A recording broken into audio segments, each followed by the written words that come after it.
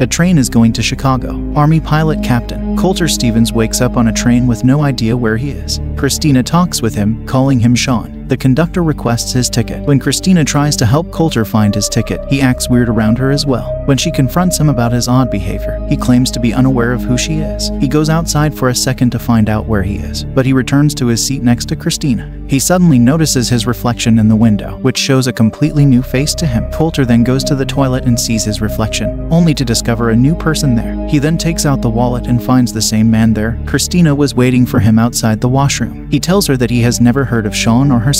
Suddenly the train explodes. Colter wakes up at a new location. He hears the voice of a woman who informs him that he is in Beleaguered Castle and checks to see if he is conscious, and he has no idea how to respond to the voice from nowhere. The voice is inquiring about what happened on the train and how it exploded. Colter asks her who she is. She shows him the monitor screen to inform him that he is already aware of this. She tells him that a mnemonic method will be initiated to rebuild his memory pattern. She reads him a paragraph, and the screen shows related images. Colter is trying to get out of his seat and isn't concentrating on the exercises. Suddenly, he recalls some of the exercises in paragraphs that he had previously heard. When she asks him if he knows her name, Colter tells her that she is Goodwin. Dr. Rutledge shows up and checks something on the screen for a moment. Colter then asks to talk to his dad, but Goodwin interrupts him and keeps asking him for information about the train explosion. She tells him that Christina's use of a different name from his is purely coincidental. He still doesn't know who bombed the train, and Goodwin tells him that he will go again on the train and spend 8 minutes more. Colter knows he is in a simulation, but Goodwin doesn't tell him anything about it. Instead, she forces him to gather more information about the train and find out who planted the bomb. Colter goes back to the train once again. Christina informs him that she has resigned from her job and plans to enroll in law school. He hears the sound of a Coke can opening, and a woman's coffee spills onto his shoe. Colter says that the train is the same but somehow feels different. He sets a timer on his watch and says that everything looks very realistic, still believing that he is in a simulation. He then goes to a man and asks him how long the day will be. The man jokes around, and Christina tells him that he is a comedian. He then starts searching for something unusual on the train when he sees a student give someone their wallet back. Then Colter gets back on the train and remembers that the explosion came from his back. He enters the bathroom and looks around. He notices that the vent has been tampered and opens it. Finally, he found the bomb. He starts talking to Goodwin because he believes she is hearing him, and she tells him what to do next with the bomb. Colter leaves the bomb exactly as he found it. Then he comes up with a new plan to track the bomber. He returns to the cart and tells everyone that he is a transit security guard and tells them to turn off all electronic devices because there has been a security breach. But no one believes him. When he sees a man still using his laptop, he closes it and breaks his jaw. Christina runs and assists the man. Colter says don't worry because neither he nor she are real. Then the train explodes and he's back. Goodwin asks Cutler to relax and slow down his heartbeat. She then asks him if he found the bomb, and he replies yes, he did, but he requests to speak with Dr. Rutledge because he is her commanding officer. Colter thinks that he was in Afghanistan just 2 days ago, but Goodwin says it was 2 months ago. He replies to her question, but he's still confused. She then tells him that he is not in a simulation but that real lives are at risk. Before he can continue the task, Colter wants to learn more. She then asks Rutledge if she can tell him anything more, and when she gets permission, Goodwin informs him that the train he was on had already exploded this morning and that similar attacks are coming. On the train, Sean Fentress was present, and Colter is now him in every sense, even if he still doesn't understand. Colter reveals to her where he discovered the device and the nature of the detonator it used. According to Goodwin, the explosion was supposed to happen when another train was passing by, impacting both trains. To set off the bomb, the bomber must have been close enough to see when that would occur. She instructs him to only focus on completing the tasks given to him and not on the other passengers. He is back in the midst of the same conversation, and he awakens on the train, where the same woman spills coffee again, and he thinks that she is real. When Colter inquires about the behavior of the other passengers with the conductor, he replies that he's the one who is acting strangely. Then he asks Christina to see if anyone seems suspicious, telling her to sit next to him and treat it like a game. She is making fun of everyone in the car and not taking him seriously, and she says that he talks to everyone frequently, which is why he knows them better than her. Suddenly, Colter sees a man coming out of the bathroom,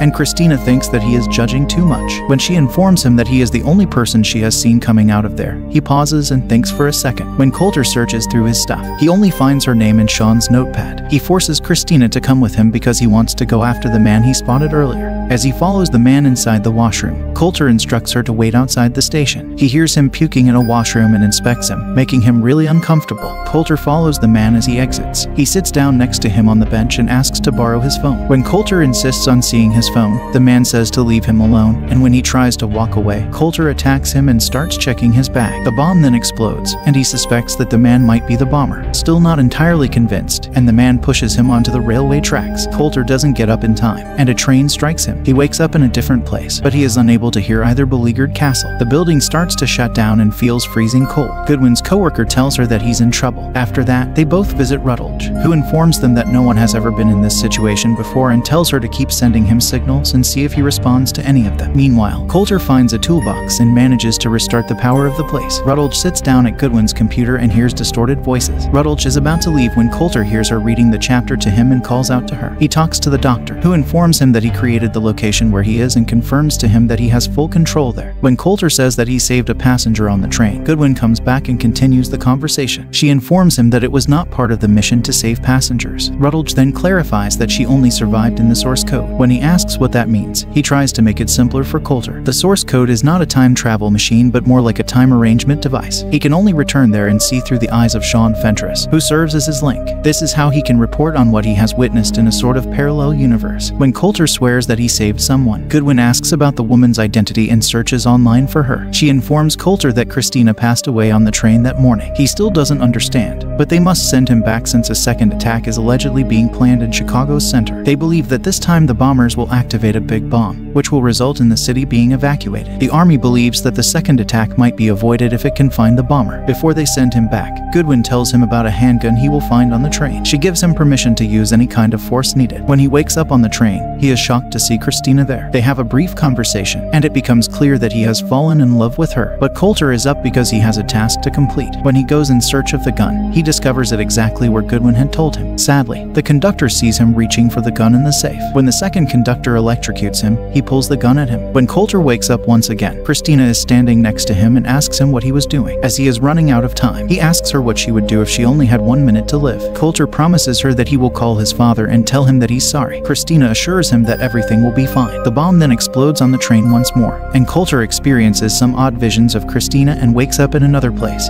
He tells Goodwin that he shouldn't have used the gun and that he has to talk to his father. She dismisses this and tells her that she will try. Colter asks if he is okay or not, as he is confused by the process. She steps aside to show him where he is being held and explains that she hasn't been on the other side of the source code because the requirements are quite strict for a qualified applicant. She assures him that he's doing fine. She doesn't want to waste any more time, so Goodwin sends him back to look through the passengers' belongings. Colter is back on the train and arrives there more quickly. When Christina approaches, he draws the military patch that Goodwin had previously shown him. Colter requests that she help him seek for his friend who vanished in Afghanistan and offers her his real name to use in the hunt. He suddenly starts to suspect a man talking on the phone. He approaches him and looks in his bag for something. When he sees a woman carrying a bag from an army hospital, he approaches her to introduce himself. He asks her about the letters on the patch. She tells him that the S stands for Air Force and the N for Nellie's. Colter asks for her phone and dials Nellie's Air Force Base. He asks about Rutledge and tells the operator to inform Rutledge that Captain Colter Stevens is calling for him. Christina finds him and tells him that the friend he asked her to look for is no longer alive and was killed in a fight 2 months ago. Colter suddenly remembers something about Afghanistan, and he also hears Goodwin's voice guiding him through the mnemonic exercise. When he wakes up in the other place, he quickly asks Goodwin whether he's dead. He explains to her that he came across an online article stating that his father got a medal for him. She advises him to pay attention to the train and dismisses everything else as irrelevant. But when he insists, Goodwin tells him the truth. She claims that although a portion of his brain is still functioning, his body is just a manifestation. Colter asks if he is imagining that he is in a capsule, and it starts to disintegrate. She acknowledges that the capsule is also a manifestation but does not tell him where his body is being kept. Rutledge steps in and says they need to send him back to the train so he can stop any other attack. Colter doesn't like the way the source code functions and tells Rutledge that he called him from the train that morning. The doctor tells him that if he had received the call, it would have been a different reality. He would be a different Rutledge entirely. Colter still doesn't believe it, so the doctor explains that a military court approved the initiative. He also tells him that many soldiers would prefer another chance to continue serving their nation, which is more honorable than just dying. Colter replies that for many troops, one death is sufficient service. Rutledge promises that if he completes the mission, he will let him die. Before sending him back on the train, he tells him that 2 million Americans' lives depend on this mission, and if he doesn't care about his own life, he should care about theirs. Rutledge then repeatedly put Colter back on the train without giving him any rest. He says that they will do this until he finds the bomber. Colter then says he can't do it anymore, but Rutledge tricks Colter into going where he wants him to go. He plays a clip of his father speaking in an interview after his death about how he and his father never truly understood each other. Colter requests that Rutledge send him back inside. Colter returns to the train and goes straight for the gun and bomb. He removes the bomber's phone and dials the only number in its call history. A man responds as Colter passes through the train. He tells him to turn around, and the man in front of Colter turns, threatens him with a gun, and tells him that he can't kill anyone. Colter sits next to him. The man swears that he was talking to his wife. Colter then forces him to call the number again. Suddenly another phone rings, and he apologizes to him. He hears the phone ring outside and goes after the man. He sees him placing his wallet back on the train and identifies him as Derek Frost. The door is closed, so he opens it with an emergency handle and jumps off to chase the man. When Colter notices him getting into a white van, he approaches him. He shows him the phone, but he acts as if he is unaware of it. But Colter pulls a gun at him, and he then shows him the second bomb in the van. Colter sees the bomb and asks about his next target. Just then Catherine arrives. Derek shoots Colter and then Catherine. Colter is still alive, so Derek gives him the whole speech on why he's doing it. He tells him that the world has become hell, and that it needs to be rebuilt. For the world to be rebuilt, it needs to be destroyed. Derek gets in the van and leaves them there. The bomb in the train explodes regardless. When Colter transitions back to the capsule, he sees the images from before more clearly. As soon as he comes back, he tells Goodwin and Rutledge about the bomber and the van he went into. He confirms that the second bomb is radioactive. Rutledge and Goodwin congratulate him and say that his mission is over. Before they leave him, he asks to be sent back to try to save the people before he dies. Meanwhile, the army arrests Derek Frost before he can detonate the second bomb. Rutledge gets validation from his superiors about his project, and Goodwin returns to talk to Colter. He talks about the possibilities of parallel realities and what different versions of people might be like there. Goodwin explains that he only saw shadows or afterimages of the people who died on the train. She tells him that he can't alter the past, but Colter insists that there was a fail-safe on the explosive that he didn't see before and that she's wrong. Colter pleads with her to send him back in without approval and then switch him off. She has some trouble deciding but still does it, telling him that at the end of his source code she will terminate his life support. Colter tells her that he'll save Christina. Goodwin says that it was an honor and wishes him good luck.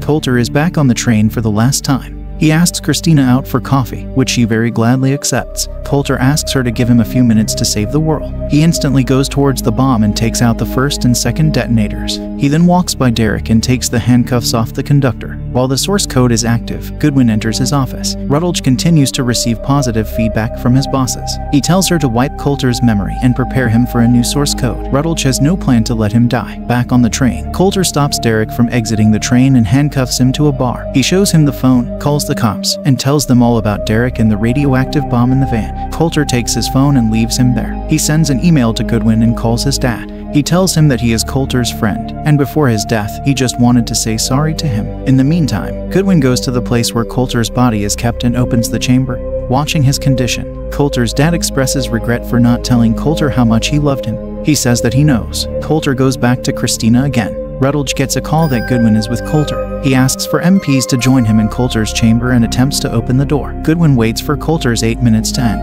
On the train, Colter asks Christina what she would do if she only had a few seconds to live. She says she would make those seconds count. Colter then kisses her. Goodwin turns off Colter's life support, and the MPs rush inside to find Colter's dead body. Back on the train, the bomb never explodes. Colter says everything will be okay. As both of them walk to the Chicago Bean, Colter realizes that the visuals he had during transition were of the same moment. Goodwin receives the same email that Colter had sent her. The email says that at some point today, she will hear about a failed terrorist attack on a commuter train near Chicago, and that Goodwin and Colter kept that bomb from going off. She then goes inside Rutledge's office and sees a man talking about the same attack. She returns to the chamber reading the email, which further says that she has created a parallel world, and requests to tell the dead Colter before his first mission that everything will be okay, and the movie ends. For more movie recaps like this, be sure to subscribe and turn the notifications on. Thanks for watching. Till then, watch how this evil boy with superpowers kills people for fun. See you there. Goodbye.